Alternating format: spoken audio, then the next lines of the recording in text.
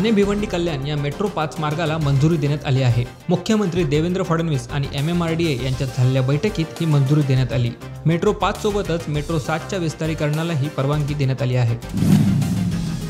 चीन आणि पाकिस्तानला चोख प्रत्युत्तर देण्यासाठी भारताने आपले लष्करी सामर्थ्य वाढवण्यावर लक्ष केंद्रित केलं आहे। फ्रान्स सोबत राफेल लढाऊ विमानांचा आणि रशियासोबत S-400 मिसाईल सिस्टीम खरेदीचा करार केल्यानंतर भारत आता रशियासोबत मिळून नव्या पिढीची ब्राह्मोस क्षेपणास्त्र विकसित करत आहे। भारतीय लष्कराचं खच्चीकरण करण्याच्या आणि शीख सैनिकांना भडकवण्याच्या हेतूने पाकिस्तानने नवा कट आखला आहे। पाकिस्तानवर हल्ला करण्यास सांगितल्यानंतर एका भारतीय शीख सैनिकाने आत्महत्या केल्याची अफवा पसरवणारी एक पोस्ट सध्या पाकिस्तानी सोशल मीडियावर व्हायरल झाली आहे। देशातील सर्वात मोठी बँक असलेल्या स्टेट बँक ऑफ इंडियाने 6 लाख ग्राहकांचे डेबिट कार्ड ब्लॉक केल्याचे वृत्त आहे। ATM मध्ये व्हायरस घुसल्याच्या भीतीने बँकेने तात्काळ हे कार्ड ब्लॉक केल्याची माहिती मिळत आहे। तसंच काही कार्डांचे क्लोनिंग करून गैरव्यवहार देखील सुरू होते।